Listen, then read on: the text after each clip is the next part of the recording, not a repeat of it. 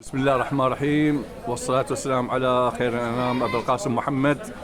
وقرب ولادة السيدة الزهراء والحلقة رقم 13 ولقاء مع السيد قاسم السماش، وعنوان حساس جدا الذي تزوج امرأة ثانية ولديه عدة أطفال. فما هو دور الأم الثانية وعلاقتها مع الأطفال، إن كانت إيجابية أو إن كانت سيئة في المجتمع؟ بسم الله الرحمن الرحيم. دكتور، هذا الموضوع جدا يعني مفيد وسؤال وموقع يعني. نعم. بالنسبة لهاي حالات دائما ما تطلع كلها بالمستوى اللي يريده. نعم. اكو ايجابيات واكو سلبيات، بس بالدرجة الأولى وهذا إيجابيات يعني الرجل يتزوج. لا نقطة راسطة. نعم. انه الاولاد مستحيل واحد يعوض امهم اذا فقدوا. نعم. ممتاز. هذا خلينا نكون شيء يعني بديهي. اي يعني خلينا نكون هاي نقطة راس سطر، يعني ما بيها نقاش. نعم. بس اكو امراء نسوان من تشعرهم انه إيه كانوا ام نعم الحقيقية. نعم. هذول يسمونهن احنا بالدرجة بالعامية هاي بالدارج نسميهن البنات حلال. ما شاء الله. تداريهم كأنما ايتام وتداريهم وتحسسهم بالامومة. واكو لا اكو بنات يفكرن بالزواج عمر 13 حتى يشردن من هذا الواقع. طبعا، بس تريد تطلع، الله اكبر. بس تريد تهرب من هذا واقعها يعني. والابن هم نفس الشيء. الابن نفس الشيء، هم يتعرض الى ضغوط نفسيه. بس هي انخليت قلبت. اكو ناس لا، اكو نسوان وانا مشاهد هيك حاله يعني. نعم. مرت اب اكثر من الام ممكن. سالتهم، قلت لهم هاي شو تعود لكم؟ اكو ناس انا اصدقائي قلت لهم هاي شو تعود لكم؟ قالوا والله هاي امرتمونا ما يدخلون للبيت اذا ما يبوسون ايدهم، الله اكبر. من قد ما يحبونها يعني. اذا بالشغل تنتظرهم بالباب ايش وقت يجون. هاي عتها اطفال همين لو ما عتها؟ ما عندها، ما صار عندها اطفال. فجيت في اليوم انا معزوم عندهم، من دخلنا للبيت لقيتها واقفه الحجيه بالباب، قلت لها امكم؟ قالت لا هاي مرتبونه. الله. من دخلوا ما سويتها ودخلوا. بس يسموها امنا. يمه يعني تقول ما تدخل وما تسد الباب وما تستقر بالبيت اذا ما احنا ندخل كل احنا. عجيب. وهذا نموذج نادر يعني. والعكس. والعكس بعكس هذا الحكي. هم سمعت شفيت. واي وتارسين رجالات السوق. الله. بالله العظيم. وجوز حتى مخدرات يتعاطى. اشكال. انا ذاك اليوم ولد يقول لي انا ما ارجع للبيت اذا ما اجيب 50,000. ما هو شنو؟ صدقني. الام تقول له مرت ابوه ما ترجع للبيت اذا مو 50,000 تجي. لو يدري يدري شنو يكون من على ثقه. شنو من القسوه هذه؟ يعني كسر خاطري.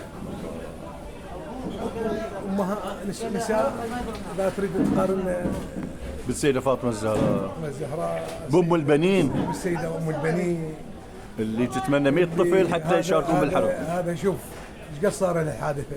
1500 سنه. ازيد من 1400 سنه. وشوف ام البنين. شوف التاريخ ماله شنو. الله مشرف. شوف التاريخ ماله شنو. مشرف. شلون ربت صحيح. شلون ربت الحسن، شلون ربت الحسين، شلون ربت زينب، شلون الى اخره. صحيح. هذا مدرسه. احنا وايد نتعرض للضغوط. ضغوط مجتمعيه من هاي السالفه. يعني الرجل من ياخذ كارمل لنفترض، وليس زوجة ثانية، كارمل، هم يتاكد مثل ما اختار زوجته الاولى يتاكد من الزوجه الثانيه. هواي اكو بهذا الشكل واكو لا بس يريد يقضي شغلته غريزته. شكل لك انا ماخذ لي مره وما يفكر ايش راح يصير بالمصائب باطفاله. طبعا هي ترجع عليه. طبعا ترجع عليه، بس هو وين؟ هو مو قلت لك انا هاي الحاله نعم. ما يرجع البيت اذا ما يجيب 50 ولا ما وفر ال50,000 ما يرجع. يكون على ثقه يبات بالشارع والله. يقضيها مشي من الاصمعي ويفترق المناطق بالبصر ويرجع هذا يبدا ربع الناس بالطير. يلا يكمل. يلا يكمل 5. يطلع بالستة الصبح ويرجع المغرب بالليل. هذا ما شايف حياته. ابدا نهائيا، ولد شاب وانا شفته بالله العظيم. اكو بين نسوان يزوجن رجال قساة القلوب، زوجاتها بنات رجلها يزوجن بنات رجلها. نعم. الناس مو خيرين. اي طبعا، بس تريد تخلص منها. عجيب. إيه؟ خاصة لو صلت اطفال. دكتور هذا مجتمعنا باشكال يعني. هاي الحقبه الزمنيه راوتنا اشكال. هسه لو قبل. هسه وقبل. حتى قبل. وهسه زادت. الله. كون على ثقة. هسه زادت هاي الحالة. الله أكبر. اي لانه اول مرة اختيار غلط. نعم. الاختيار غلط. بعدين هو تزوج، بعد شو راح يسوي؟ زين. ايه. وسيطرت المرأة على الرجال وعلى البيت. ممكن. وكلامهم مسموع. واكو لا رجال لا، اكو رجال لا. صحيح حتى لو يتزوج يصير عينه على جهاله وعلى نعم على اطفاله. نقدر نقول انه حكيم هذا برأيي. طبعا، وهذول قله. زين نفترض ابنك طالب ويريد يتزوج زوجة ثانية، ايش تنصحه؟ انا؟ ايوه، وعنده ابناء هو. والله ما اخذ. ما تنصحه؟ اي انصحه ما اخليه يتزوج. يدمر عائلته على خالي بلاش. تنصحه ما تمنعه؟ انصحه. أيوه. غلط. نعم. وانا موجود ما اخذ. حقيقه. نعم. عنده مرة وعنده جهاد وعنده قائمة بواجبه يعني. نعم. شوف حتى لا تتكرر هذا. يعني ما اشوف لها داعي. نعم.